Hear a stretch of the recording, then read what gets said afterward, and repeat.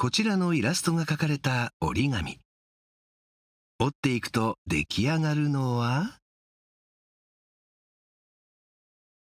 舞妓さん。他にも大文字や京扇子、和ろうそくなど京都ゆかりの折り紙がたくさん。この折り紙の制作者が住んでいるのは京丹後。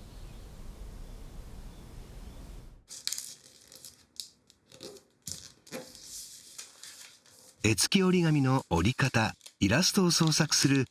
折り紙デザイナーの武田美希さんです。折り紙をもっとポップにっていうのがテーマなんですけど、折り紙離れした世代にもちょっと折り紙の今まであるイメージを変えておしゃれになったり可愛くしたりして、もっともっと折り紙を知ってほしいなっていうのがあります。折り紙の源流は室町時代に確立された紙包みの礼法と言われ、現代ではのし包みなどが風習として残っています。やがて折り方そのものを楽しむようになったのが折り紙。江戸時代に紙の生産が増え、折り紙は大衆に親しまれるようになりました。岡山出身の武田さんは2003年にデザインユニットコチャエを同郷の軸原洋介さんと結成。現在は1人増えて3人で活動しています。まず作るものテーマを決めて、それでこんなデザインにしたいなっていう、軸原君は岡山なんで、私と京都とリモートで打ち合わせしながらデザインを決めて折り方考えて進めていく感じです。折り方は武田さんが担当。まず完成形と完成までの折り方を考えます。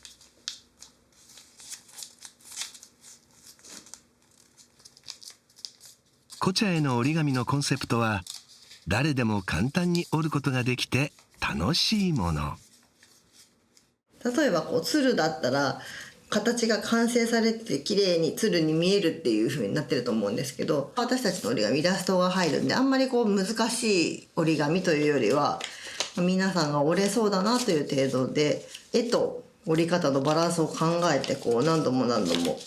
このくらいのバランスで美しくこれが見えるかなっていうのをちょうどいいところを探して折り方を考えていきます。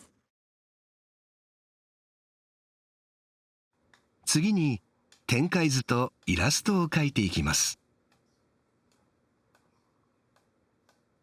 まず軸原君と私でどちらかがデザインを始めて、である程度できた頃にお互いパスし合いながら、こうした方がいいんじゃないのかって意見を交わして完成に近づけていくっていう感じですね。折り紙って基本的に90度とか角度決まってるんですけど、曖昧な線とかも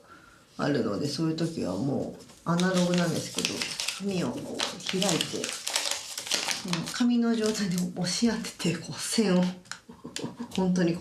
線を引いていくっていうのをやってますね。こうして出来上がったのは鯉のぼり。他にも桜や金魚など季節をモチーフにした12種類の折り紙を作りました。やっぱり形を捉えるセンスっていうことと、簡単に折れるっていうことを両立してると思って、いいバランスで成り立ってるなと思いますね。あと絵の入り方とかがやっぱり絶妙に普通の折り紙とはちょっと違うというか、すごいデザイン的な折り方だなと思います。やっぱり無地の折り紙だったら折って遊んだ後にどうしても捨てられることが多いと思うんですけど、絵がついて完成されてるとオブジェになるので、もらっても飾っときたいなとか、ずっと残るようなものにできるんじゃないのかなと思ってます。コチャエの代表作の一つがこちらのファニーフェイスカード。1枚の紙から折り方次第で様々な表情の顔が現れます。無地の折り紙だったらやっぱ1枚から無限にいろんなものが折れるっていうのが魅力なんですけど、やっぱ絵がついてると決まったものしか折れないのがちょっと寂しいねってなって、それで顔だったらいっぱい折れる、いろんな折り方できるんじゃないのかなってなってやったら、本当にいろんな顔がめちゃくちゃ折れて1枚で、なのでこれは絶対楽しいぞって言って、これはしかもおばあちゃんとか子供とかみんないけるぞっていうので、自由に折れるんで、正解はない折り紙なので、だから一番楽しめると思います。コチャエでは折り紙の復刻にも力を入れています。こちらは全国各地で口伝えで守られてきた折り方にイラストを添えた折り紙です。伝承折り紙って誰が作ったかわからないんですよね。なのに今でも誰かに伝承で伝わって残ってるっていうのが、やっぱ折り方もすごい綺麗だし、そういうのを紹介したいなと思って作りました。一枚の紙からさまざまな形、立体へ。折り紙は今や国際語になっており、世界でも愛好者が増えつつあります。武田さんはアメリカやフランス、メキシコで折り紙の本を出版。現地でワークショップを実施するなど、活動のフィールドを世界に広げています。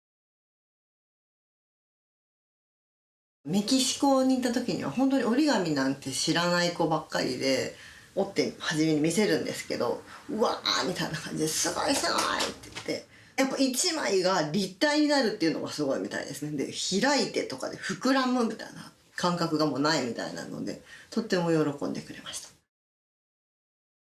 もともと東京の美術大学で映像を学んでいた武田さん。在学中に軸原さんと友人の3人でたまたま写真のコラージュをテーマにした折り紙を制作。その時折り紙の面白さに目覚め、以来18年にわたり折り紙デザイナーとして活動してきました。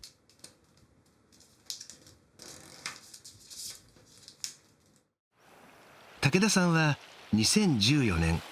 結婚を機にご主人の郷里である京丹後へ移住。丹後ちりめんを使った折り紙をはじめ、地元の商品のデザインも手掛けています。その土地土地やっぱりいいものとかいいものを作っている方とかがいっぱいいらっしゃって、そういう方のものがうまく外に出てないなっていう思うと、やっぱ同じですけど見方を変えてその人の魅力を伝えたいなとか、あと、その土地土地の歴史もあるんで、そこに基づいた、面白いものを探してみんなに紹介するような形を作れればなと思ってます。さらに武田さんは折り紙の要素を取り入れた新たなアイテムを作りました。京丹後で絵付き折り紙を創作する折り紙デザイナーの武田美希さん。現在は折り紙の創作だけでなく、パッケージのデザインや商品の企画、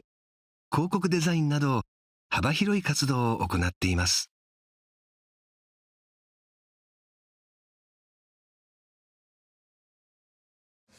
2006年に考案した商品が折り紙の要素を取り入れた風呂敷。折り紙が紙を折って形を作るのに対し、風呂敷は何かを包むことで新しい姿を表します。包み方次第で絵柄が変化するところも折り紙を彷彿とさせます。絵付きの折り紙と同じように包んで何か形になる、包んで完成するようなものができるんじゃないのかなって言って、京都にあるむすびさんっていうお店があるんですけど、そこの方と一緒にそういうものをいっぱいデザインしようっていうので始めました。こちらは腕にかけると怠け者がぶら下がっているように見える遊び心あふれるデザインです。折り紙とまた同じような感じだけど、風呂敷ってちょっと若い世代って難しいな、とっつきにくいんだと思ってるかもしれないんだけど、そのお弁当包みとかですぐ使えるような、しかも包んだら子供がすごい喜んで使ってみたいなと思うような形でデザインができたので、そういう方にぜひ使ってもらいたいです。折り紙って1枚でいろんな形に無限にできるっていうのも魅力なんだけど、やっぱこの1枚で人と人とのつながりができて、言葉もいらないのにこうコミュニケーションができて思い出ができるっていう、その思い出ってすごい宝物になるんじゃないのかなと思ってて、それに手助けができるこの折り紙っていうのは一番その折り紙の魅力だと思ってます。折り紙から生まれるのは形だけでなく思い出。その信念のもと活動する折り紙デザイナー武田美希さんの作品ができた時に出てしまう癖とは。やっぱりね、可愛いのができると早く人に見せたいし、早く折ってもらいたいっていうふうに思ってニヤニヤしてます。